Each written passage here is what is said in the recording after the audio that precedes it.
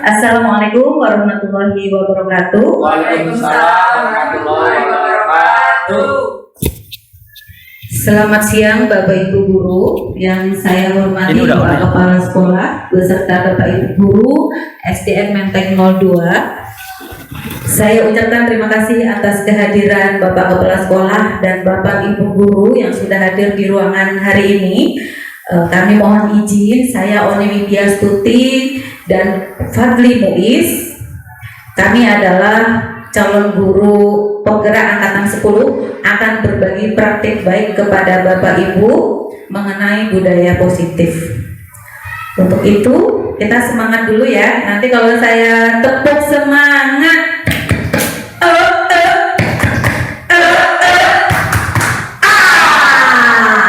sekali lagi ya, tepuk semangat.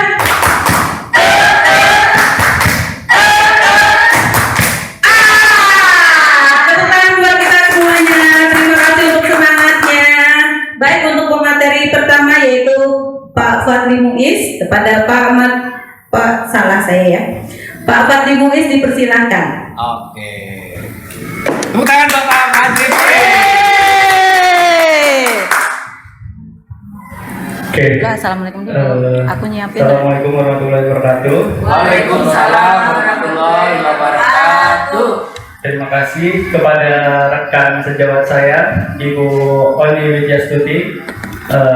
Kebetulan kami dari SD Menteng 02 tahun ini angkatan 10 ada 2 CGP-nya, saya dan Ibu Oni. Sebelumnya ada senior saya, Bapak Ervin dan Ibu Diana, dan sebelumnya lagi ada Ibu Nita. Jadi sebenarnya materi ini sudah disampaikan oleh 3 orang. Ya mohon maaf ini yang ketiga kali ya. Semoga tetap semangat walaupun materinya sama. Insya Allah bulan depan 4 kali oleh CGP selanjutnya ada Ibu Yuni dan Ibu Nurul. Ya. Ya budaya positif. Nggak apa-apa yang tadi dulu Ibu, yang budaya positif sebelumnya. Ya. Bukan sebelumnya. Ya, budaya positif itu sangat banyak, ada 5. Saya di sini diseminasi cuma menyampaikan apa yang saya dapat dari CGP dan mohon koreksi atau evaluasi nanti dari senior-senior yang mungkin salah persepsi karena sudut pandang saya sebagai guru olahraga dari sudut pandang dari guru kelas 6 atau dari guru kelas 4 atau beda-beda orang, beda pemikirannya.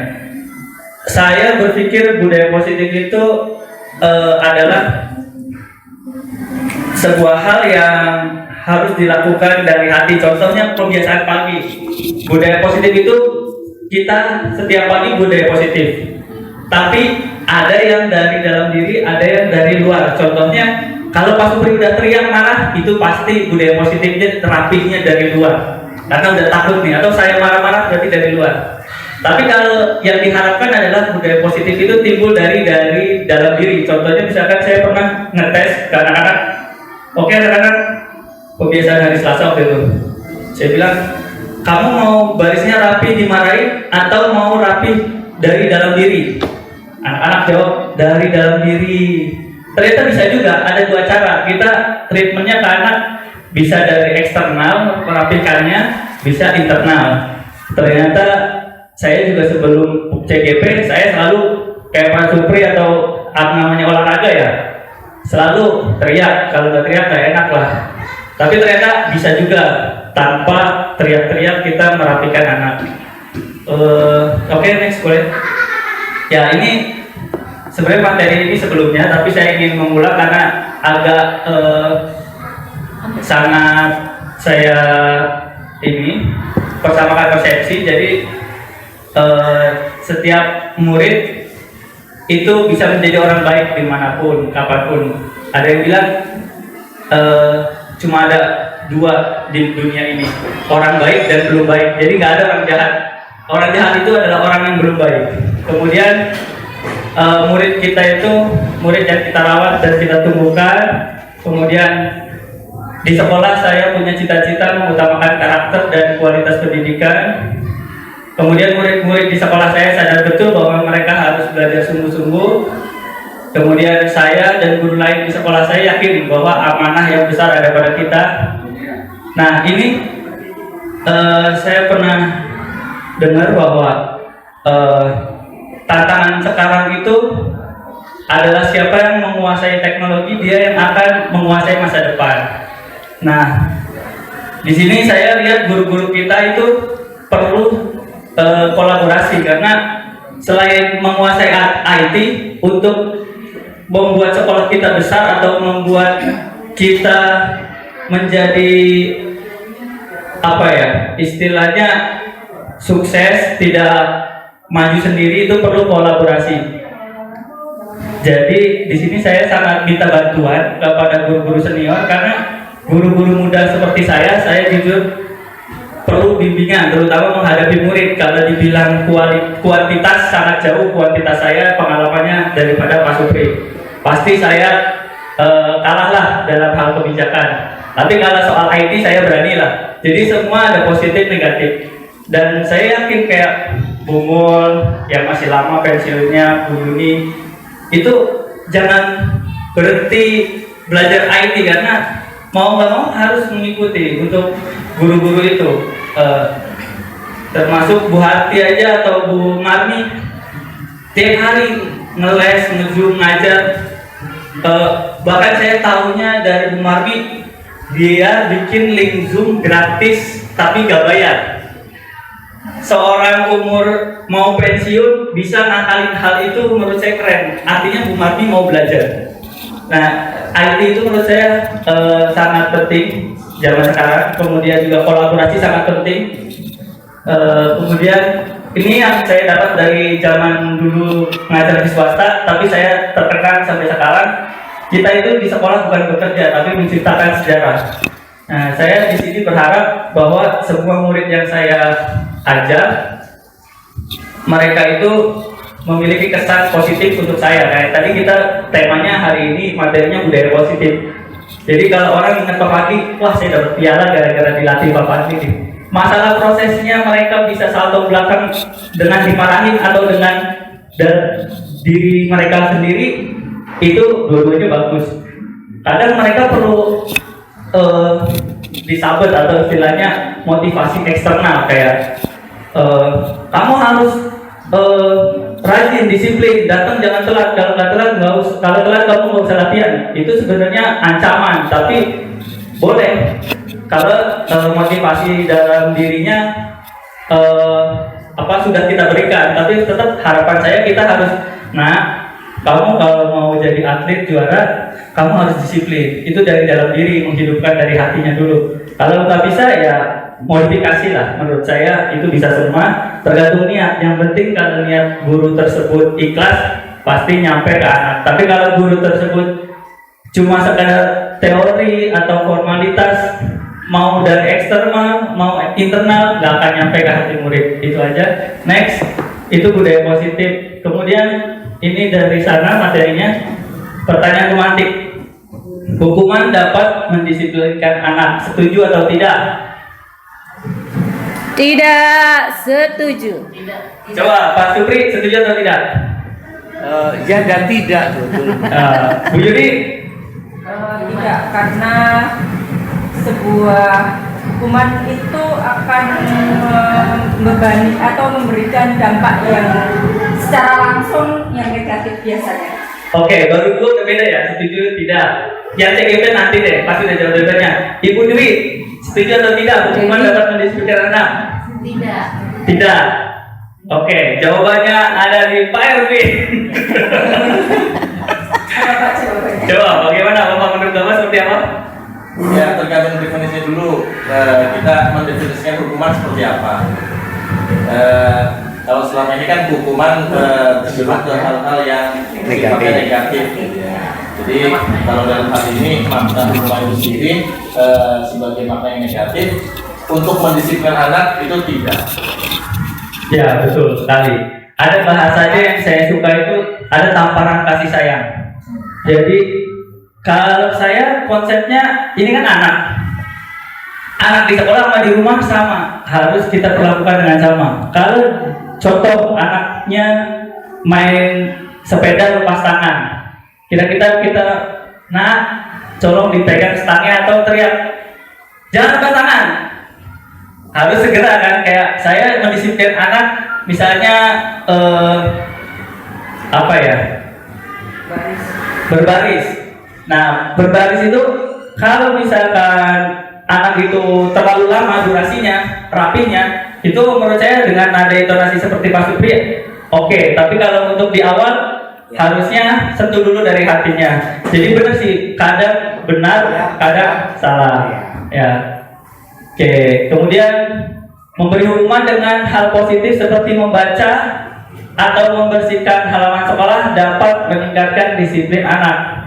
Oke, dari Ibu Nurul, setuju atau tidak memberi hukuman membaca atau membersihkan halaman meningkatkan disiplin anak?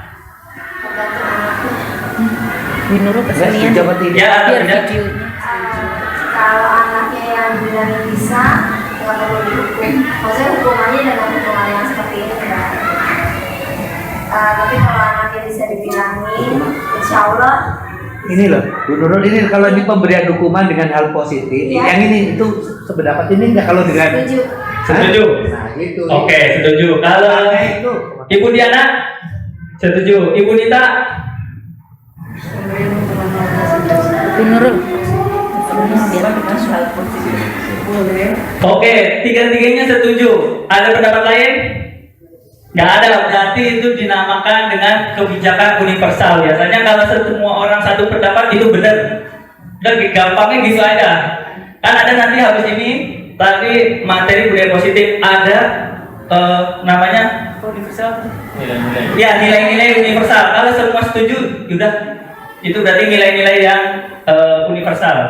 Ada materinya tapi kita langsung dapat. Kemudian memberi penghargaan dapat meningkatkan motivasi belajar anak. Dari Boni belum saya tanya nih. Ya. Ini menurut saya kalau setuju tidak setuju, saya tidak setuju. Tidak setuju. Tapi kalau berdasarkan pengalaman itu biasanya memberikan penghargaan memang dapat meningkatkan motivasi. Tapi kita lihat lagi nih motivasi yang bagaimana, karena gara-gara pemberian penghargaan, kalau tidak ada penghargaan akhirnya motivasi belajar anak itu menurun. Begitu ada penghargaan naik lagi, berarti kan kita harus bisa memilah-milah ya. Berarti ini saya tidak setuju. Tidak setuju. Oke, Pak Sutri, kayaknya beda nih. Ya, kalau saya setuju. Oh, oke. Lagi-lagi penghargaan itu ya konteksnya mesti orang kalau bilang penghargaan itu selalu berupa benda atau uang. Padahal penghargaan bagus kamu. Ya. Betul kamu. Nah, itu juga bentuk penghargaan. Biasanya kalau anak udah menjawab, ya betul. Nah, kita jaga bentuk penghargaan dan itu saya kira udah dilakukan, tapi kadang-kadang agak sedikit yang melakukan itu. Terima kasih. Ya, terima kasih. Bu Yuni, setuju? Tidak setuju? Memberi penghargaan dapat meningkatkan motivasi belajar anak. Yang keras, Bu. Karena pada dasarnya kita kan memberikan motivasi ke anak itu bisa secara internal maupun eksternal kan. Nah, dengan motivasi belajar diberi penghargaan itu anak itu ada yang terpacu untuk mendapatkan sesuatu dengan meraih penghargaan tersebut. Oke, Pak Ervin. Ya, mungkin konteksnya ini hadiah kali ya. Ya, iya. Kalau mungkin penghargaan kan apresiasi ya. Ya. Itu bisa bentuknya verbal, bisa bentuknya dalam wujud benda gitu. Kalau dalam hal hadiah, maka ini menjadi tadi yang saya disampaikan Bu Oni, ini menjadi dilematis ya. Ketika misalnya ini kan faktornya berarti ekstrinsik ya. Jadi dari luar yang menyebabkan motivasi anak itu akan meningkat apabila ada dorongan dari luar. Nah, kalau bisa namanya budaya positif itu muncul dari dalam diri. Nah, jadi ada baiknya, ada juga jeleknya. Ya, oke. Ada yang mau nambahin lagi? Kayaknya sudah udah lengkap banget nih dari empat-empatnya.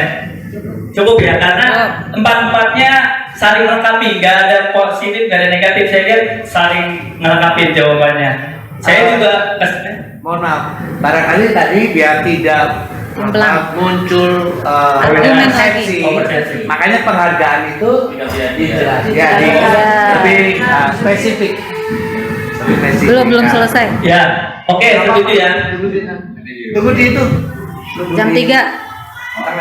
Udah Pak Fadli lanjut aja. Ya, oke, ya penghargaan ini sorry saya belum menspesifikasi. Ini adalah bentuk misalnya kayak hadiah. Oke, next Boni. Ya, ini tadi kebijakan universal, disiplin positif, usahakan dari tubuh dari dalam diri sendiri. Tadi motivasi, hukuman dan penghargaan. Nah, restitusi. Ada nggak sih restitusi? Ya. Coba kayak aja dulu. Ya, restitusi itu nanti lebih lengkapnya ke Ibu Oni ya. Cuman saya paling nggak pernah ngelakuin restitusi sebelum CGP. Ya. Karena menurut saya restitusi itu kalau bahasa Bumul keburu makrib, kelamaan. Jadi orang restitusi itu dia harus menstabilkan emosi anak dulu kalau dia lagi berantem nih. Terus kalau habis stabil anaknya terus disadarkan kamu berbuat salah apa enggak. Kalau udah baru konsekuensi. Itu restitusi. Bagi saya ini adalah hal baru yang saya dapat dari CGP. Tapi saya tidak menyalahkan dengan kebiasaan saya sebelum CGP karena di kasus-kasus olahraga setiap anak bikin kesalahan ada yang harus disalahkan karena dalam ilmu kepelatihan anak itu memorinya sedikit ya. Contoh anak salah nendang, detik itu nggak usah dikasih restitusi. Detik itu kamu salahnya apa? Salah apa benar? Salah Pak, tadi nendangnya ke kanan harusnya ke kiri. Oke, kamu berhenti. Detik itu kita harus, karena kalau kita restitusi nanti dia memorinya keburu kelamaan daripada kesalahan yang terjadi. Itu kalau di olahraga. Tapi kalau karena di olahraga kan cepet. Jadi misalkan anak itu bikin salah, kita langsung stop. Salah apa benar? Salah. Ya, udah ingat, jangan dilakuin lagi, jangan diulangin. Kalau di olahraga yang saya dapat seperti itu di ilmu kepelatihan, tapi di CGP enggak. Jadi kamu tadi kalau saya jadi kamu, saya juga pasti bikin kesalahan yang gitu. Tapi itu bagus nggak? Oh, kalau nggak bagus, nanti kamu bagaimana? Nah itu bedanya saya dan restitusi. Cuman menurut saya dua-duanya bagus. Restitusi ini sangat penting untuk di luar olahraga karena yang tadi saya contohkan olahraga. Kalau hal yang kayak misalkan anak berantem atau anak mencuri atau anak terlambat itu restitusi oke lah. Kemudian keyakinan kelas terakhir ya saya nanti karena selanjutnya akan disampaikan Ibu Oni. Next Bu. Oh ini teori kontrol. Ya, sekarang dari stimulus respon. Contoh pertama kita mencoba mengubah orang agar berpandangan sama dengan kita. Kemudian berperilaku buruk dilihat sebagai suatu kesalahan. Yang ketiga, orang lain bisa mengontrol saya. Kemudian yang keempat, saya bisa mengontrol orang lain. Kemudian yang kelima, pemaksaan ada pada saat bujukan gagal. Yang terakhir, model berpikir menang dan kalah. Ya. Oke, yang saya lihat di sini contohnya kita mencoba membawa orang lain agar berpandangan sama dengan kita. Ya, itu menurut saya kita bisa memahami tapi tidak bisa mengubah. Karena di sini kan teori pemilihannya kita harus memahami ya. Jadi kalau mengubah itu ada di orangnya, tapi kalau memahami ada di kontrolnya di diri saya. Diri sendiri. Ya, diri sendiri. Jadi bagi saya kayak contohnya saya sama Miss Rika, saya Muslim, beliau non Muslim. Saya nggak bisa mengubah dia agama dia, tapi saya harus memahami karakter dia, agama dia.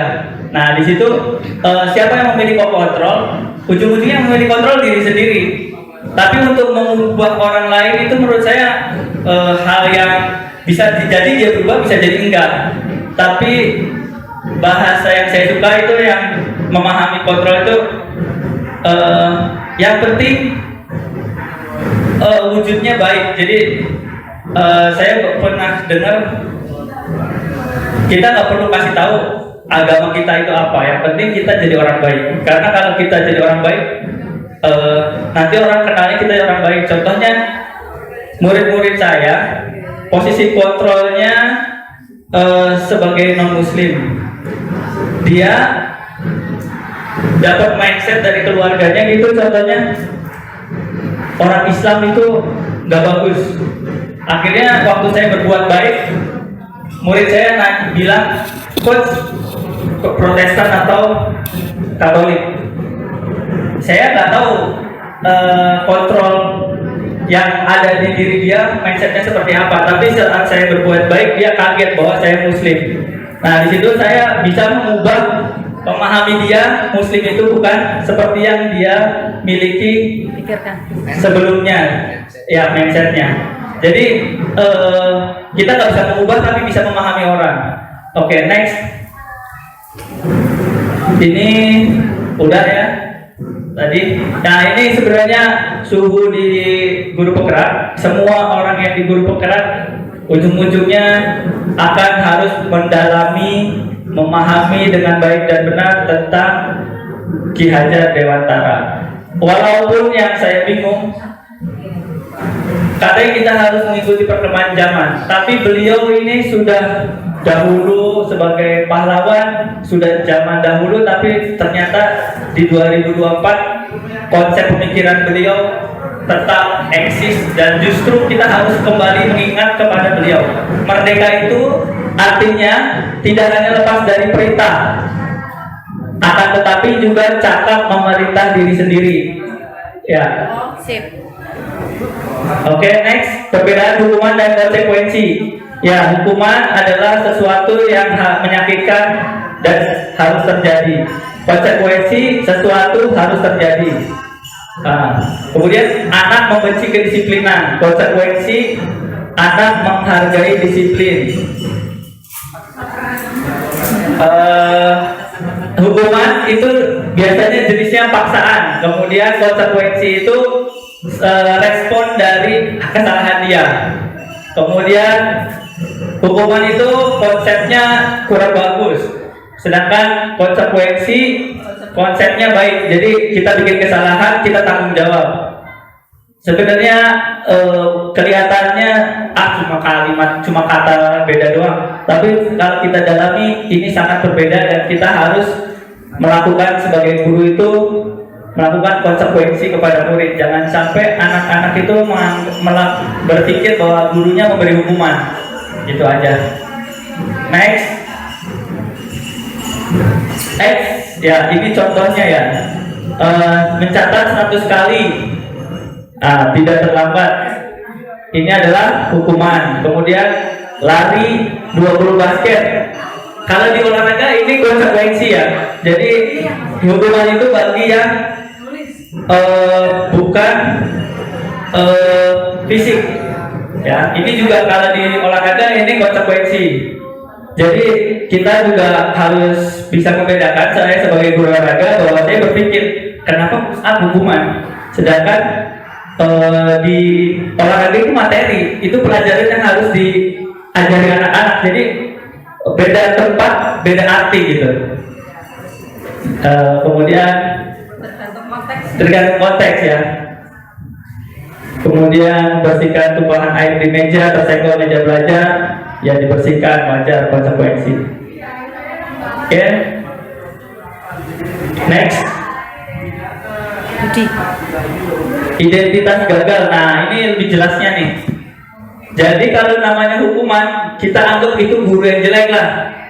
Kalau yang konsekuensi dan restitusi ini guru yang bagus. Nah, kita tobat yang misalkan jujur saya juga pernah ngalamin ini ke anak, ngasih ini ke anak. Ya saya sekarang agak tobat, jadi ngasihnya konsekuensi sama restitusi. Maaf, kenapa pakai agak? Karena belum semuanya. Kadang-kadang saya masih sering melakukan, Pak. Tapi saya dengan mengikuti CGP ini jadi tahu, oh saya salah, oh saya benar. Nah menurut saya ya belajar. Jujur saya berharap bahwa yang ikut CGP itu bukan satu dua orang, tapi semua satu guru di Indonesia seluruhnya lah, wajib. Karena ini sebenarnya bukan teori baru, tapi teori Ki Hajar Dewantara. Ini teori lama, tapi ya gak pernah dibaca karena ya mungkin harus ada pelatihan-pelatihan yang dikasih dari sekolah atau pemerintah. Walaupun sebenarnya tanpa ada CGP, pengalaman saya ketemu Pak Wimbo, Bu Suharti.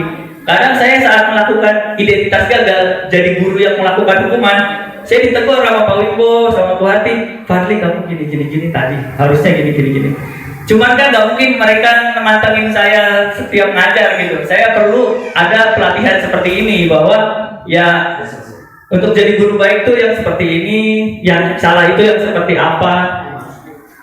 Jadi contohnya kalau hukuman itu anak tersakiti, ciri-cirinya ya. Kalau konsekuensi anak itu nyaman. Tapi kalau restitusi itu anak itu justru akan berubah lebih baik, jadi pede. Ini ciri-cirinya. Ya ini yang tadi saya bilang nih, kalau hukuman peraturannya ini, kamu salah. Ini yang konsekuensi, apa peraturannya? Kamu tadi lakuin apa? Nah makasih. Ya ini yang apa kamu yakin? Tadi salah. Ya saya juga kalau jadi kamu pasti pernah lakuin. Tapi kamu lakukan itu untuk apa yang bisa kamu lakukan untuk memperbaiki masalah ini? Suruh tobat sih intinya ini. Ya itu ya. Kemudian murid membenci peraturan. Jadi nih guru-guru banyak aturan deh. Saya kayak di penjara aja nih. Itu kalau guru yang sering melakukan hukuman atau ngasih stimulusnya salah, akhirnya dibilang, menurut saya pribadi ya, guru gagal. Ini kalau mau jadi guru sukses, anak itu menghormati aturan. Jadi ini sebenarnya udah kita yakini. Cuma ini materinya doang, saya sharing yang dari CGP, saya sharing lagi. Restitusi itu murid menghormati dirinya dan orang lain, ini lebih bagus. Jadi apapun stimulus kita ke anak, endingnya harus ini sama ini. Kalau anak ini berarti kita gagal memberikan stimulus ke siswa. Itu aja, next. Sebentar. Oke ya, sorry. Kalau Pak Fadli pernah mengalami yang identitas gagal, itu bukan guru gagal. Namanya Bapak itu malah bagus, guru pembelajar. Pernah lakukan kesalahan kemudian menyadari. Orang nggak bakalan ujung-ujung langsung baik semuanya, karena semuanya adalah perlu proses. Jadi tidak usah merasa berkecil hati, karena semuanya adalah belajar. Terima kasih. Video saya jadi bagus nih Pak. Oke, next. Ciri-ciri restitusi, ini saya juga Nggak apa-apa sekilas ya. Oh ya, restitusi sebenarnya nanti akan detail oleh Bu Oni. Itu masalah. Ini bukan menembus kesalahan, tapi belajar dari kesalahan. Ya. Ya ini belajar menuntut melihat ke dalam diri. Jadi anak itu kan kalau anak cerdas, menurut saya nggak restitusi pun dia tahu dia akan menerima dengan legowo. Tapi untuk anak yang sungguh pendek, gampang emosian, harus wajib restitusi. Menurut saya sih seperti itu. Analisis saya setelah mempelajari restitusi ya. Karena ini harus anak itu memahami diri sendiri. Next. Ini, oh ya. Ya, budaya positif. Jadi yang peraturan kelas itu tingkatan yang biasa paling kecil ya. Kemudian naik ke keyakinan kelas yang tadi ke nilai kebaikan universal. Kemudian lingkungan positif itu ya kita dikelilingi oleh orang-orang baik, dan kayak Menteng 2 saya yakin ini tahapnya udah masuk lingkungan positif. Saya merasa dikelilingi teman-teman yang baik. Pasti kalau udah lingkungan baik, keyakinannya positif dan punya peraturan. yang saya masih ragu budaya positif. Menteng 2 itu budaya positifnya harus kadang bagus, kadang enggak, menurut saya nggak tahu. Tergantung tanggal gajian atau tergantung masalah di rumah nih, saya nggak tahu nih. Pokoknya kadang bagus, kadang enggak. Tapi menurut saya budaya positif itu harus diwujudkan dan diusahakan. Kuncinya satu, menurut saya kolaborasi. Dan kolaborasi nggak mungkin jadi budaya, karena kalau misalkan Pak Supri baik sendirian, terus cuek sama saya yang di pojokan lantai 2, nggak akan jadi budaya positif guru-guru di Menteng 2. Tapi kalau misalkan ngajak, manggil Fadli, ayo ke lapangan, ayo Fadli jadi MC misalnya, ya udah otomatis saya nambah pengalaman sholat, nambah pengalaman MC. Pokoknya ajak guru-guru yang kayak, nggak usah sebut lah, itu teman-teman yang kita bisa sama di otaknya ya, itu kita ajak bareng-bareng lah. Itu kalau saya pernah punya konsep ini budaya positif itu contohnya sholat 5 waktu, ini sholat sunnah, ini puasa, ini misalkan sedekah. Jadi kita nggak mungkin melakukan hal yang utamanya dulu. Oh, ngetukar ya? Ya, pinter berarti nih. Ngetes Bang, itu salah itu analoginya. Jadi yang ya, itu sebenarnya kita harus, ciri-cirinya orang baik itu perilakunya dulu. Kalau kita perilakunya baik, sholatnya bagus, baru kita bisa melakukan yang sunnah. Nanti sunnahnya bisa bagus, punya lagi kelebihan yang orang nggak punya, gitu. Itu aja. Mungkin mohon maaf jika saya sebelum saya selesai, apakah ada tambahan dari Bapak Ibu, mungkin khususnya yang Bu Diana, Bu Nita, dan Pak Ervin sebagai senior, silakan ada tambahan terkait 3 materi yang tadi saya paparkan. Oh, cukup. Baik, terima kasih. Mohon maaf jika ada kurang. Dari saya, Fadli Muiz. Wassalamualaikum warahmatullahi wabarakatuh. Luar biasa. Tunjuk orangnya. Itu luar biasa. Nggak nyambung. Baik Bapak Ibu, saya melanjutkan yaitu tentang materi kebutuhan dasar manusia dan dunia berkualitas.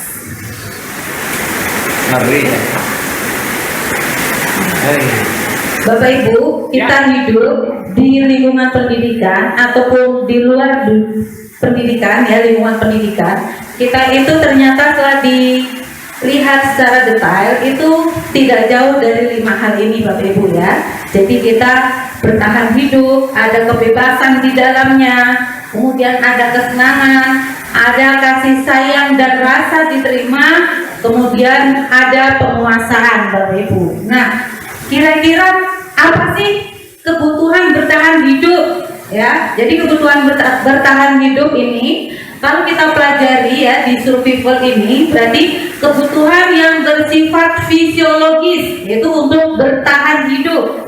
Nah, misalnya apa? Misalkan kita hidup sehat, kemudian kita punya rumah, kita bisa makan.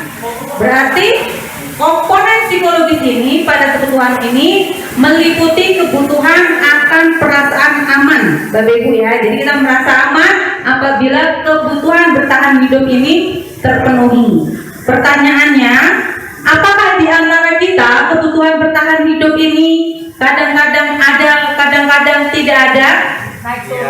Naik turun Bapak Ibu ya pastinya. Tapi sebagai manusia pasti kita akan mengalami hal ini. Nah, kemudian untuk kasih sayang dan rasa diterima Bapak Ibu ya. Jadi ini kebutuhan untuk disayangi, diterima, meliputi apa saja. Ada kebutuhan akan hubungan dan koneksi sosial. Contoh nih, saya di lingkungan Menteng, berarti saya harus punya hubungan sosial, baik sama kepala sekolah, sama dewan guru, karyawan, orang tua murid ataupun murid kita.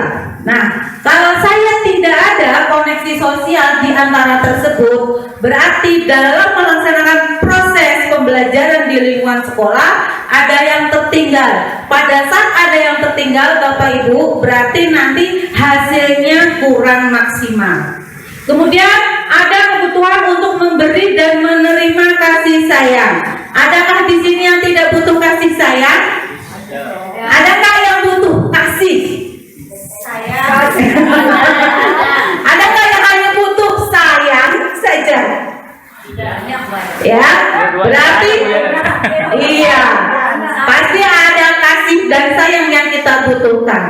Begitu juga dengan murid kita, Bapak Ibu. Ternyata pada saat kita mengajar murid kita penuh kasih sayang, mereka tidak mengungkapkan, tapi mereka tahu kalau kita itu sayang kepada mereka. Dengan apa? Memberikan perhatian kita pada saat proses belajar. Terus kalau tidak ada proses belajar, misalkan istirahat, kita bisa tegur sapa, kita bisa sarapan bareng, kita bisa memberitahu jika anak itu berbuat kesalahan. Nah, itu ternyata perlu proses. Dan di sini saya yakin Bapak Ibu sudah pernah melakukan proses tersebut. Kemudian kebutuhan untuk merasa menjadi bagian dari satu kelompok. Bu Dewi, guru baru di sini. Kalau Bu Dewi tidak mau bersosial di lingkungan sekolah kita, maunya di pojok, terus sudah diajak mojok, aku kan masih baru, gitu ya. Nah, nanti kebutuhan akan merasa diterima jadi setengah-setengah Bu Dewi. Padahal yang lain sudah welcome, ayo sini, gitu ya. Artinya apa? Ternyata antara yang lama dan yang baru sama-sama butuh bersosial. Mungkin kita yang di sini yang lama-lama ini ada hal-hal yang belum kita ketahui, tapi Bu Dewi belum. Nah, Bu Dewi bisa memberikan kepada kami, dan kami juga bisa memberikan hal yang Bu Dewi belum tahu. Contohnya apa? Lingkungan sekolah Bu Dewi kalau mau ke greenhouse di lantai 3. Ya kan, daripada Bu Dewi nyari-nyari sendiri, nanya, berarti lebih efisien ya. Seperti itu ya Bu. Kemudian ada penguasaan. Nah, di sini kebutuhan pengakuan atas kemampuan. Apa sih maksudnya? Jadi kebutuhan ini meliputi keinginan ya untuk dianggap berharga. Jadi kalau misalkan ada yang minder-minder, itu perlu ditelusurin Bapak Ibu. Mungkin ada pribadinya memang sensitif, atau mungkin ada kesalahpahaman. Nah, itu perlu ditelusuri. Kadang-kadang kita mendengar dari orang lain, padahal belum tentu apa yang kita dengar itu membicarakan kita, mungkin membicarakan orang lain. Padahal kita pada saat mendengar menggebu-gebu, kita terlalu emosi ya Bapak Ibu. Berarti kita di lingkungan sosial ini, lingkungan dunia pendidikan, bukan hanya guru yang membutuhkan kebutuhan pengakuan, tetapi murid kita juga memerlukan ya Bapak Ibu. Terus apa lagi? Pencapaian kompeten, diakui, dihormati. Maksudnya dihormati di sini bukan bisa setiap saya ketemu dengan Bapak kepala sekolah hormat ya.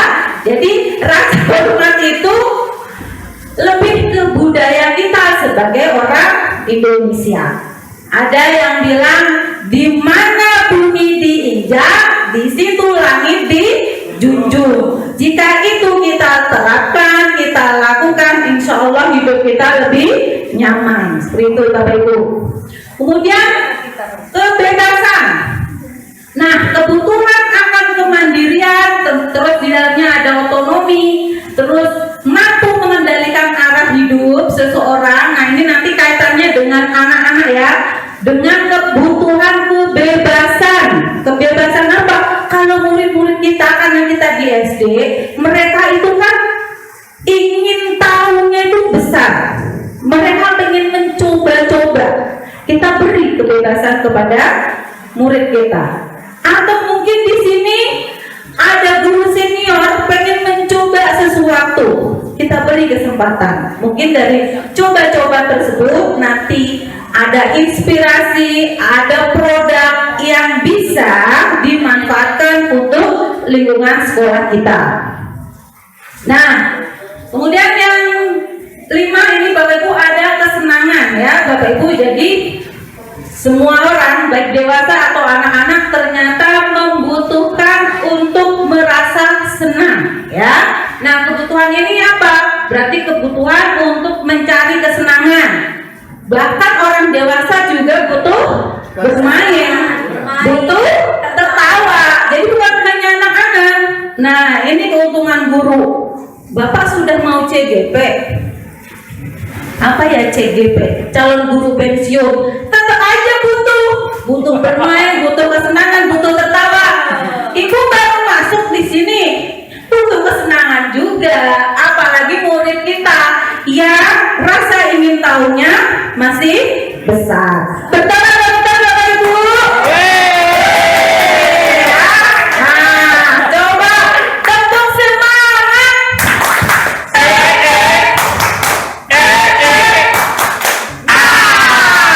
Mantap. Ternyata masih semangat. Baik. Ya. Ya. Agak lain menggebu-gebu.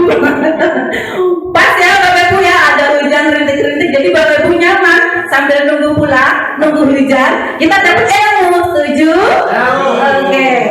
Nah Bapak Ibu, ini ada nomor 1. Siapakah orang-orang yang paling penting dalam hidup Anda? Silakan angkat tangan yang mau menjawab. Baik, silakan Pak Sobri.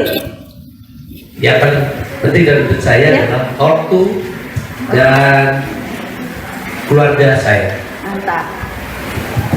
Terima kasih Pak Supri. Ini ada kotaknya bisa sama, kotaknya bisa beda. Ini adalah apresiasi buat Pak Supri. Penghargaan ini. Penghargaan. Ya. Itu bukan hadiah ya, apresiasi. Baik, nomor 2. Siapa bicara? Ini yang duluan.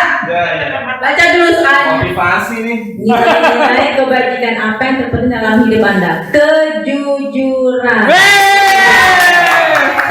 Kejujuran satu lagi. Kejujuran terus apa ya? Baik sama orang lain. Mantap jiwa. Yeay.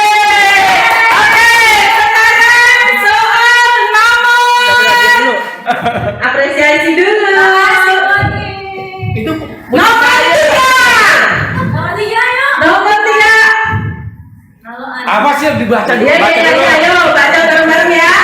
Kalau Anda menjadi orang yang ideal, karakter atau sifat apa yang Anda paling inginkan ada pada diri Anda? Pengen bisa dia tembus Aku menjadi orang yang selalu berbuat baik pada siapa saja. Terus satu lagi. Tanpa memandang orang itu ya, tentunya. Terus maksudnya gini loh, orang yang punya atau termasuk kepada siswa, meskipun siswa itu apa ya, siswa itu nggak baik kan, tetap berbuat baik aja. Kadang ada siswa yang maunya juga ya. Sip, thank you. Oke.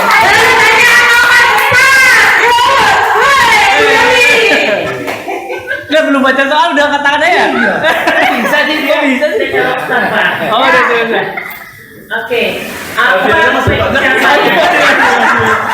ada lagi Pak. Iya Bapak, apa pencapaian Anda yang Anda sangat banggakan?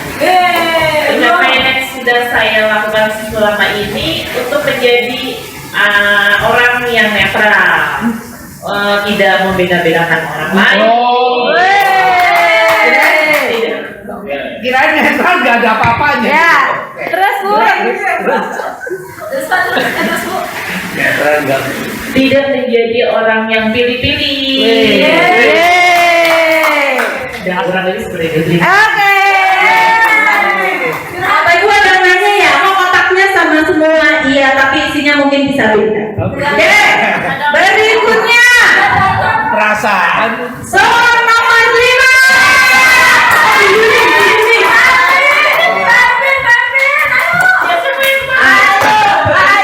Ideal bagi Anda pekerjaan ideal yang saya lakukan saat ini. Ya, apa itu?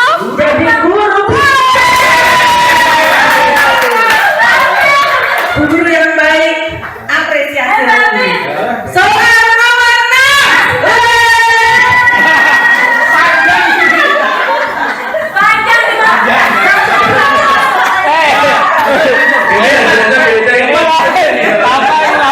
Sekarang bagian perjalanan hidup Anda, Anda merasa itulah titik puncak hidup Anda sebenarnya.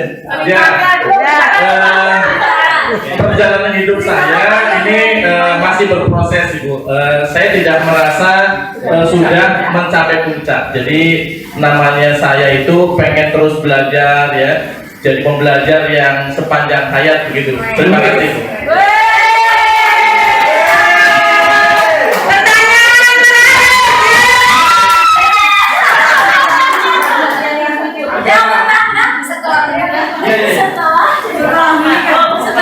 Apa yang paling bermakna dalam hidup Anda? Aduh. Menikah di waktu muda. Aduh. Nah, itu kalau ngomong lagi itu ada yang kasih. Hal yang paling bermakna dalam hidup saya yaitu segala semua perjalanan kaki saya itu semua bermakna sih. Yang paling. Dari saya Yang paling. semuanya bermakna emang. yang paling Itu harus bermakna semua. Iya, yang paling ya. Iya, iya. Paling paling. itu Kata Bapak Haji kalau malam Jumat kan bermakna. yang paling tuh paling saya mengubah itu ya ketika baru nikah sih Pak. Yang baru kita apresiasi.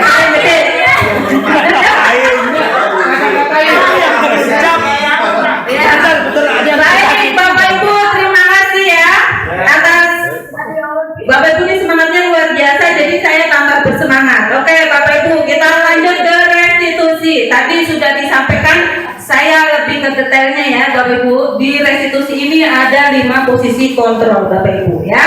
Dimana menurut Diana Gosen dalam bukunya itu beliau mengemukakan bahwa guru perlu meninjau kembali penerapan disiplin di dalam ruang-ruang kelas mereka. Jadi misalkan baru jadi guru sebulan, 2 bulan, ada yang 10 tahun, 20 tahun, ternyata kita perlu ya meninjau kembali penerapannya yang sudah kita lakukan. Apakah perlu ada pengembangan, peningkatan, pengurangan hal-hal yang tidak sesuai? Ya, ternyata ini sangat perlu kita terapkan, apalagi kita sebagai seorang guru. Nah, tujuannya apa, Bapak Ibu? Tujuannya di sini adalah tidak jauh dari murid kita. Kita akan menanamkan di sanubari murid kita supaya murid kita itu percaya diri dengan hal-hal yang positif dari dalam diri mereka sendiri. Kemudian apalagi menghargai orang lain. Nah, ini nanti jatuhnya ke karakter. Jadi kalau karakter, ada guru, tidak ada guru, ada teman, tidak ada teman, ada kepala sekolah, tidak ada kepala sekolah, dia tetap akan berbuat hal baik. Ya, nah pertanyaannya, apakah sampai saat ini kira-kira mungkin 1-2 murid Bapak Ibu ada yang perlu dibimbing lagi supaya mereka menguasai atau mengerti tentang restitusi, Bapak Ibu? Mungkin murid-murid kita merasa aku paling bisa, temennya tidak dihargai. Nah, berarti jika murid Bapak Ibu ada yang seperti itu, tugas kita sebagai guru adalah membimbing murid tersebut bagaimana kebiasaan yang kurang baik tersebut bisa ditekan atau bahkan hilang. Jadi kita munculkan sifat-sifat karakter positif pada murid tersebut. Kemudian apa saja 5 posisi kontrol yang perlu kita ketahui? Yang pertama apa, Bu Diana? Ya, penghukum. Jadi seseorang menghukum bisa menggunakan hukuman fisik maupun verbal, Bapak Ibu.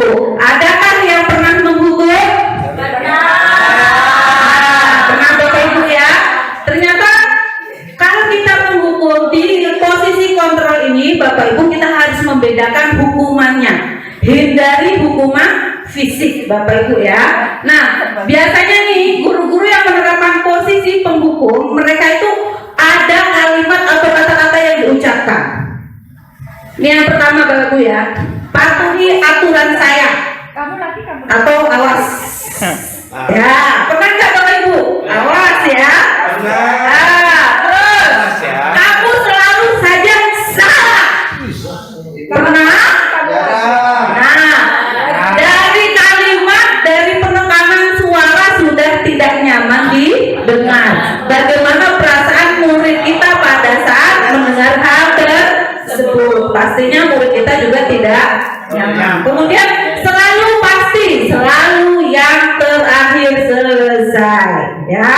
Nah, berarti hal-hal ini di penghukum perlu kita hindari, kalau perlu dihilangkan, Bapak Ibu ya. Kita berikan hukuman yang mendidik. Misalkan kalau ada anak salah, kita bisa tawar-menawar.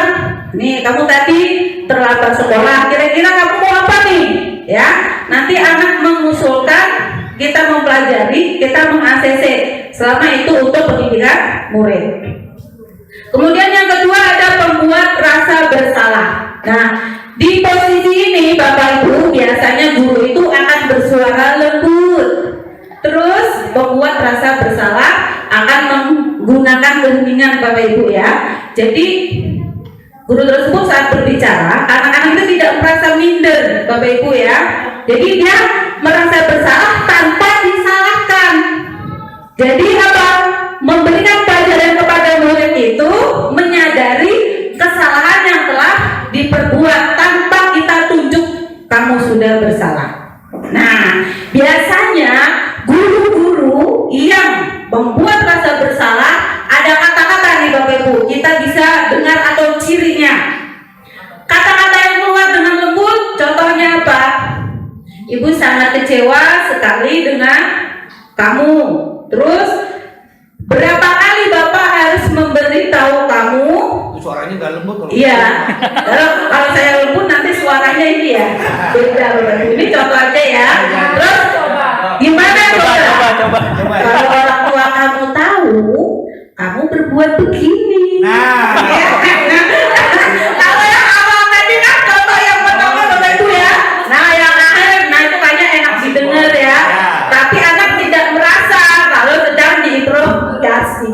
Oke, sampai sini ada yang mau bertanya Bapak Ibu? Lanjut. Oke, apa kuncinya? konsentrasi. Mantul. Nah berikutnya, posisi berikutnya adalah teman, di mana guru pada posisi ini Bapak Ibu tidak akan menyakiti murid, ya, baik fisik maupun perasaannya. Nah, posisi sebagai teman ini Bapak Ibu biasanya tidak akan melakukan hal-hal yang negatif, tapi cenderung ke positif ya. Contohnya nih, misal Bapak Ibu memperlakukan diri Bapak Ibu sebagai teman kepada murid Bapak Ibu itu akan mengatakan, ayo bantulah demi Bapak ya. Padahal ini kan ajakan ya, tapi bahasanya sudah lebih halus. Kemudian, ayo ingat, tidak bantuan Bapak selama ini. Ingat tidak. Ya, sudah kali ini tidak apa-apa, nanti Ibu bantu bereskan.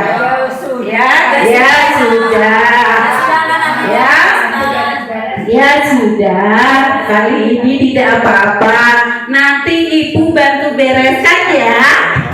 Ya Seperti itu Bapak Ibu ya. Saya yakin Bapak Ibu sudah mengetahui. Saya hanya tinggal menguatkan saja Bapak Ibu ya. Sip.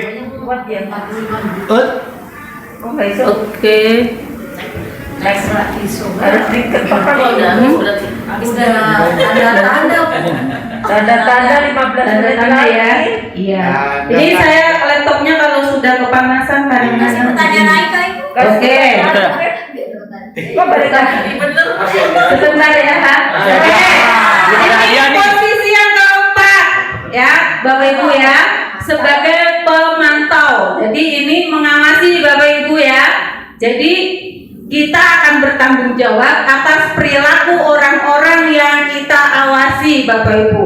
Jadi ini nanti pemantau ini ada dasar konsekuensi ya, ada peraturan-peraturannya. Contohnya kalau kita sebagai pemantau Bapak Ibu, peraturannya apa? Misalnya ya, ada murid saya namanya Pak Ijem.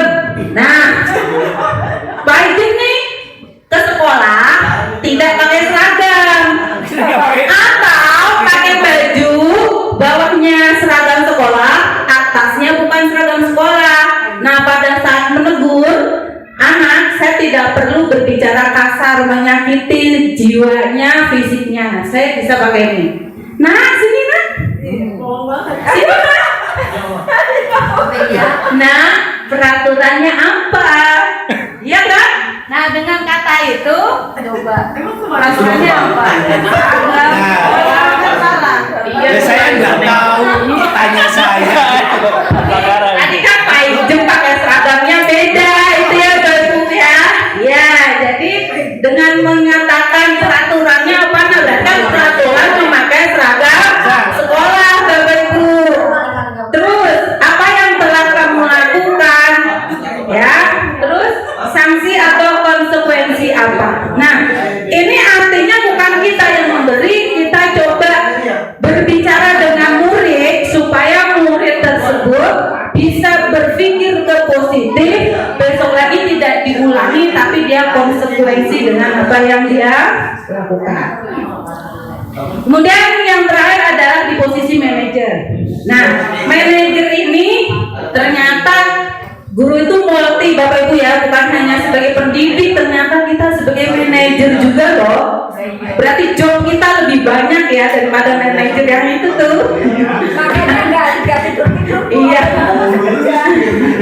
Ya, jadi kalau posisi manajer ya Pak Bagus, itu dimana guru berbuat sesuatu bersama dengan murid, kemudian mempersilahkan murid bertanggung jawab atas perilaku yang telah dilakukan. Terus apa? Murid tersebut nanti akan menemukan solusi atas permasalahan dirinya sendiri. Nah, jika kita guru berperilaku sebagai manajer, kita bisa menggunakan kata-kata ini Bapak Ibu. Apa yang kita yakini? Ini kan berarti kembali ke keyakinan kelas Bapak Ibu ya, atau ke keyakinan sekolah.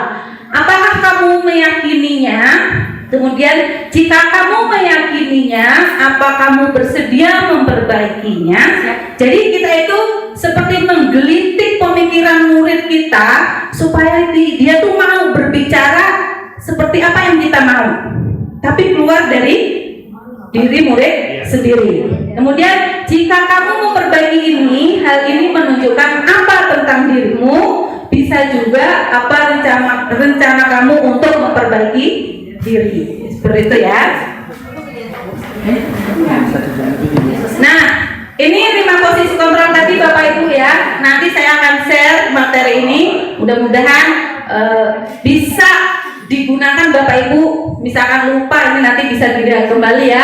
Ada penghukum, pembuat rasa bersalah, sebagai teman, pemantau dan manajer. Pertanyaannya, di antara kelima ini, posisi kita sebagai guru, posisi mana yang paling tepat? Yang paling manajer. Apa Bu Enis? Manajer, wah, mantap jiwa. Buat Bu Enis ya. Ini saya kelihatan ya. Nah, ini Bapak Ibu ya, ada motivasinya. Ini untuk murid, untuk guru ya. Terus nanti di sini ada kata-kata mana yang merujuk menghukum, sampai mana kita sebagai manajer Bapak Ibu.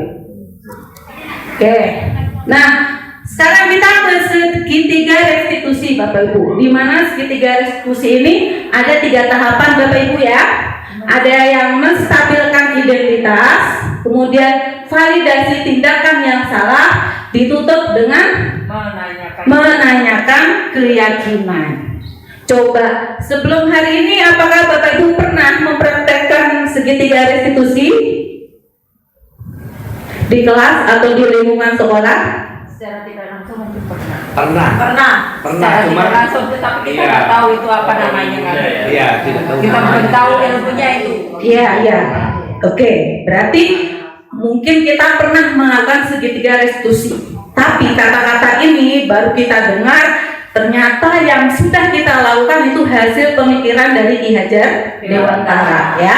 Jadi kita sebagai pendidik diharapkan senantiasa memberikan teladan kepada murid kita, Bapak Ibu ya. Nah, bagian dasar dari segitiga restitusi ini Bapak Ibu memiliki tujuan, yaitu mengubah identitas anak dari orang yang gagal karena melakukan kesalahan menjadi orang yang sukses. Sukses apa? Sukses berkata baik, bertingkah laku positif, berkarakter positif. Seperti itu Bapak Ibu ya. Nah, terus langkah-langkahnya ada teorinya Bapak Ibu ya. Kalau 1, 2, 3 berarti teori kontrolnya menstabilkan identitas. Teori kontrol itu kita semua akan melakukan hal terbaik yang bisa kita lakukan. Sampai yang ketiga nanti kita semua memiliki motivasi internal. Nah, di antara 3 ini teori kontrol, kira-kira mana yang paling baik kita tanamkan pada murid kita? Atau nggak usah murid kita deh, diri kita sendiri sebagai guru Bapak Ibu. Semua perilaku memiliki alasan, kemudian kita semua memiliki motivasi internal. Nah, dari 3 hal ini, kontrol mana yang paling bawah? Yang paling bawah. Weh, mantap ya. Berarti kalau kita punya motivasi internal, apa bedanya motivasi internal dan eksternal? Kalau motivasi eksternal itu datangnya dari luar diri kita, bisa dari keluarga, teman, orang lain, lingkungan. Itu sifatnya sementara. Tapi kalau yang motivasi internal datangnya dari diri kita sendiri, ada orang nggak ada orang dia tetap goal. Berarti motivasi internal akan bertahan lebih lama dibanding motivasi Iya, eksternal. misalnya ada Iya. guru senior teriak-teriak di lapangan, guru juniornya nggak usah dipanggil-panggil namanya, dia langsung, Iya. Pak saya aja gitu. Iya, Itu berarti internal. Iya. Kalau dia masih minta dipanggil, eksternal dong. Iya, iya. Berarti iya, berarti apa yang perlu dilakukan? Perlu adanya pelatihan seperti ini Bapak Ibu ya, berbagi praktik baik supaya antara mau senior, mau junior, mau baru datang, mau pergi, semua punya empati yang sama. Mau pergi maksudnya Punya apa lagi? Bukan suruh cepat pensiun Bapak. Maksudnya kebaikan-kebaikan itu tetap ada di diri guru. Tanpa ada Pak Supri mau pensiun, aku baru mau tampil. Tidak, tapi kita tetap empati apabila ada guru piket. Kita empatinya apa? Bantu apa? Semampu kita. Jadi apa? Saling berkolaborasi. Itu artinya. Kemudian menstabilkan identitas nih Bapak Ibu. Jadi kalau kita menyelesaikan yang ini, dasarnya apa? Prinsipnya adalah membuat kesalahan adalah bagian dari proses pembelajaran yang nantinya akan menggeser identitas gagal ke arah identitas sukses. Nah, ini Bapak Ibu, caranya bagaimana? Berarti berbuat salah itu tidak apa-apa. Ini contoh kalimatnya ya. Atau kita mau praktek dulu nih. Diana mau praktek? Kita praktek dulu mungkin ya. Masih hujan terus. Oke. Ya. Oke. Yuk Bu Diana, kita praktek dulu. Nanti setelah kita praktek, Bapak Ibu akan lebih memahami pada saat saya menjabarkan materi ini. Jadi prakteknya saya sebagai guru, nanti Bu Diana sebagai murid. Nah, di mana murid ini pengen jadi artis, tapi kebablasan pada saat ke sekolah belajar penampilannya seperti artis, bajunya ngikutin artis, make upnya seperti artis.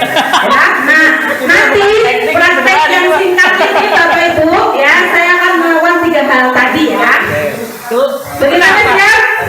Ini adalah Kenapa itu? Jadi artis.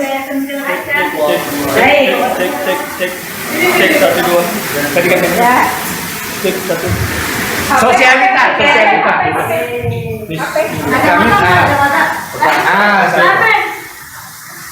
Ayo, 1, 2, 3, go. Gimana? Apa sih? Oh Diana, ini kan murid ibu guru. Iya, bisa mulai kelas 4 Bu. Coba sebentar muter. Wow, lagi. Wow, dari mana Diana? Saya dari bawah Bu, saya punya HP baru Bu. Coba lihat HP-nya. Oh iya, kan Diana baru kelas 5. Oke. Nah, kira-kira pernah melihat temennya bawa HP tidak, Nak? Nggak pernah sih Bu, kan saya baru yang pertama punya HP di kelas Bu. Oh begitu ya. Coba Diana kalau ke sekolah pakai seragam seperti ini, menurut Diana cocok apa tidak? Cocok sih Bu. Hari ini hari apa? Ini hari Selasa Bu. Seragamnya apa? Warnanya biru-biru. Ini warnanya apa? Merah hitam. Iya, berarti kalau menurut Diana pakai seragam seperti ini ke sekolah sudah sesuai atau belum? Belum Bu. Biar sesuai bagaimana? Berarti besok saya harus pakai baju sesuai aturan sekolah ya Bu. Pinter, itu kasih jempol dulu buat Diana ya. Oke, Diana, hari ini kan kamu sudah terlanjur pakai kostum seperti ini ke sekolah ya. Berarti mulai besok pakai seragam apa, Nak? Warna biru-biru Bu. Iya, pinter ya. Coba kalau pakai baju seperti ini sudah sesuai belum dengan keyakinan kita, keyakinan kelas yang sudah dibuat bersama? Oh iya. Kayaknya nggak sesuai ya Bu sama keyakinan kelas kita. Pinter. Nah, berarti kita sepakat ya Diana, besok Diana ke sekolah pakai seragam. Berarti apa yang sudah Diana lakukan, apakah sudah mencerminkan keyakinan kelas kita? Saya melanggar aturan kesepakatan kelas kita. Oke, kalau gitu sekarang kita sepakat ya. Besok lagi Diana pakai seragam sesuai dengan keyakinan kelas kita. Oke. Sampai ketemu ya. Dadah. Iya, bukan dulu dong. Ya. HP-nya sih salah Bu. Ya, oke. Bapak Ibu tadi sekilas contoh saja. Jadi pada saat saya menegur, saya tidak langsung marah-marah. Saya menggunakan bahasa halus yang bisa diterima oleh Diana. Itu Bapak Ibu ya. Jadi ini kata-katanya Bapak Ibu. Misalkan saya ini pada saat menstabilkan identitas, saya harus menggunakan kalimat apa? Bapak Ibu bisa menggunakan kalimat ini, salah satu ini Bapak Ibu ya, atau beberapa dari sini. Kamu berhak merasa begitu. Sampai apakah kamu sedang menjadi teman yang baik buat dirimu sendiri. Seperti itu Bapak Ibu ya. Oke, sampai sini ada yang mau bertanya Bapak Ibu? Lanjut. Saya tanya Ya. dulu. Ya. Bentar. Itu kan kadang-kadang jawaban anak itu tidak seperti harapan kita. Misalnya, kan saya salah Bu, tidak sesuai gitu kan. Ya. Kalau dia bilang, emang kenapa Bu kalau saya pakai kayak gini? Ya. Saya lebih senang kayak gini, lebih nyaman daripada pakai seragam. Apa yang harus kita lakukan? Iya. Good pertanyaannya, wow ya. Oke, Bapak Ibu, pada saat kita menangani murid kita, pasti kan bahasanya kadang-kadang tidak seperti yang kita inginkan. Ya, Nah, baik. sebagai guru, Bapak Ibu, kita merangkul anak lebih ke keyakinan kelas, Bapak Ibu, lebih ke keyakinan sekolah. Kenapa? Karena keyakinan kelas itu kan sudah atau dibuat atas dasar kesepakatan antara murid dengan murid, murid dengan guru, guru dengan murid. Jadi kita alihkan ke keyakinan kelas. Dengan kita arahkan ke keyakinan keras, diharapkan anak tersebut jadi menyadari kesalahan yang anak tersebut berbuat. Akhirnya mereka tahu, oh saya salah. Mereka juga akan memberikan solusi untuk dirinya sendiri. Seperti itu Bapak Ibu, ada yang mau menambahkan? Oke, baik Bapak Ibu ya. Kemudian ada validasi tindakan. Nah, validasi tindakan ini tadi saat saya menyampaikan pada saat praktek tadi Bapak Ibu ya, saya lebih ke murid tersebut adalah memastikan Apakah anak tersebut punya alasan melakukan hal tersebut? Melakukan apa? Tidak memakai seragam sekolah. Nah, ternyata jangan keluar sendiri Bapak Ibu. Tapi misalkan anaknya masih ngeyel Bapak Ibu, ya itu kan kadang-kadang uji kesabaran kita Bapak Ibu ya. Kita tetap telaten, kearahkan ke keyakinan kelas. Sampai ini Bapak Ibu ya, ini ada contoh-contoh kalimatnya. Berapa menit lagi? Kemudian untuk menanyakan keyakinan Bapak Ibu, di saat praktek tadi kan saya mengucapkan ya, apakah ini mencerminkan masuk ya, terus apakah kita sepakat ya Bapak Ibu. Kemudian apa lagi?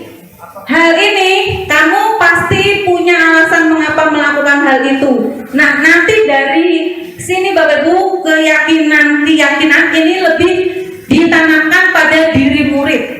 Jadi bukan kita yang memberikan asumsi-asumsi, kamu begini, kamu begono, kamu gak boleh begini, kamu boleh ini, tidak. Tapi lebih ke murid tersebut yang memunculkan. Kita ibaratnya itu kalau jalan itu apa ya?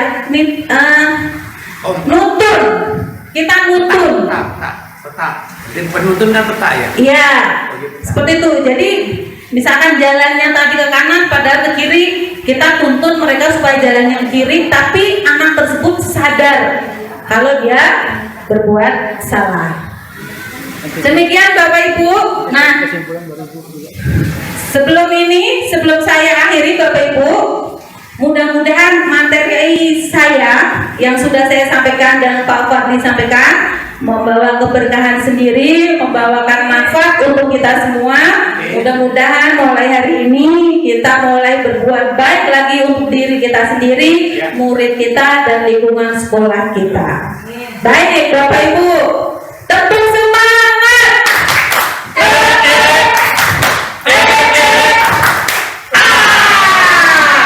Baik, terima kasih Bapak Ibu. Ada yang mau bertanya lagi? Sudah cukup? Baik, kalau sudah tidak ada yang bertanya, ada yang mau disampaikan oleh Pak Fadli. Silakan. Sebelum kita tutup, saya akan menyimpulkan pendapat saya dan nanti Bu Oni juga akan menyimpulkan pendapat saya tentang budaya positif. Jadi tema hari ini budaya positif. Kalau yang kemarin visi misi, hari ini budaya positif. Nanti yang terakhir itu apa Pak Evin? Ya. Ide baru ya, aksi nyata ya. Membuat program yang berdampak positif. Oh ya, membuat program ciri khas. Kalau yang visi misi dan budaya positif ini teori materi dari program CGB-nya. Yang terakhir itu ide dari masing-masing guru. Ya, bagi saya di materi budaya positif ini, together we can make a good things. Jadi bersama kita bisa membuat hal yang baik. Itu baru jadi budaya positif. Tapi kalau misalkan nggak together, kamu jadi orang baik sendiri aja. Kamu jadi orang baik sendiri, tapi bukan jadi budaya Menteng 2. Itu yang paling penting, together, kolaborasi. Hal yang contoh ya yang saya lihat, ketemu anak kok nyelonong nggak cium tangan, atau dia ngomong sama teman ngomong kata-kata kasar. Itu saya nggak bisa merubah anak itu. Harus saya, teman-teman, kepala sekolah, orang tuanya di rumah, bapaknya, saudaranya, tetangganya harus bersamanya merubah anak itu biar jadi budaya punya positif. Karena nggak bisa kita yang TGP doang yang merubah anak itu, atau Pak Supri saja atau siapa saja, atau nggak ada komunikasi. Contoh misalnya saya tahu guru-guru sini sebenarnya jujur udah punya body positif semua, tapi perlu adanya kolaborasi. Contoh simpelnya kolaborasi piket pagi yang nunggu anak. Saya perhatiin kalau itu sebenarnya kunci banget. Dia bangun tidur, dianterin bapaknya datang ke sekolah. Saat nggak ada guru dia nyelonong. Wajar nanti ketemu guru nyelonong. Karena setiap pagi emang nggak ada yang jaga. Ya. Tapi kalau gurunya kolaborasi, komunikasi, dan jangan sampai ada guru yang piket tapi nggak piket. Iya, itu saya juga, dan saya mulai ya, itu menurut saya itu hal kecil yang sebenarnya bukan masalah gurunya salah. Gurunya tahu kerjaannya, tapi kolaborasinya kurang. Ya itu doang. Ya. Intinya tadi guru, orang tua dan anak itu harus saling kolaborasi, bukan cuma guru sama guru doang. Itu tadi contoh guru sama guru. Nanti ada lagi gurunya ngomong bagus, nggak pernah ngomong kasar, di rumahnya orang tuanya ngomongnya berantakan. Nggak bisa juga. Jadi harus ada kolaborasi untuk menciptakan budaya positif. Jadi intinya budaya positif nggak bisa sendirian. Kuncinya together we can make good things. Bersama kita bisa membuat perubahan baik, budaya positif. Itu aja dari saya. Mungkin akan ada kesimpulan dari rekan sejawat Tadi saya. Bu Yuni ada mau disampaikan? Oh Bu Yuni. Yang angkat tangan tadi apa? Oh enggak. Oke, sekarang Saya sedikit sama Bu Oni. Oke, gini, nggak usah pakai ini kali. nggak apa-apa. Baik, dengan kegiatan yang dilakukan oleh Bu Oni dengan Bu Fadli, meskipun saya sudah mendengarkan yang ketiga dan keempat, tetap menjadi pembaharu buat saya, menyadarkan saya bahwa kita menyadari kita sebagai guru adalah bukan cuma sebagai kita berbuat baik, tapi kita ingat bahwa kita adalah teladan. Kalau kita teladan, maka untuk senantiasa sadar kita harus berbuat baik. Hal yang paling mudah sekali betulnya yang kadang-kadang kita lupakan ini. Ketika kita sedang rapat ini, yang penggoda yang paling sulit kita hindari adalah HP. Salah besar kalau ada yang lagi ngomong kita asik dengan HP-nya. Betul. Salah besar. Sebaiknya ketika ada ini HP ditaruh. Sekali-sekali untuk lihat menjawab boleh, tapi tidak dengan asik karena menjawab hal yang itu. Buat semuanya saja. Yuk, budaya baik, keteladanan itu yang penting. Terima kasih. Yeay. Setuju.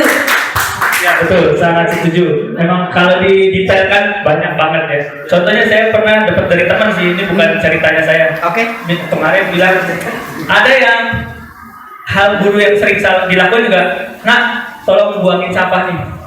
Sedangkan guru harus jadi teladan, tapi buang sampah aja nyuruh anak. Itu ngajarin Om. Ya ada dua sisi ya. Dua sisi ya, cara pandangnya. Cara pandangnya iya. Ya itu ya. Betul. Iya benar. Ya bahasa kalau orang tua biasanya yang Bu Yuni bilang, anak mungkin bukan pendengar yang baik, tapi peniru yang mulung. Peniru yang mulung. Betul. Peniru yang mulung. Oke.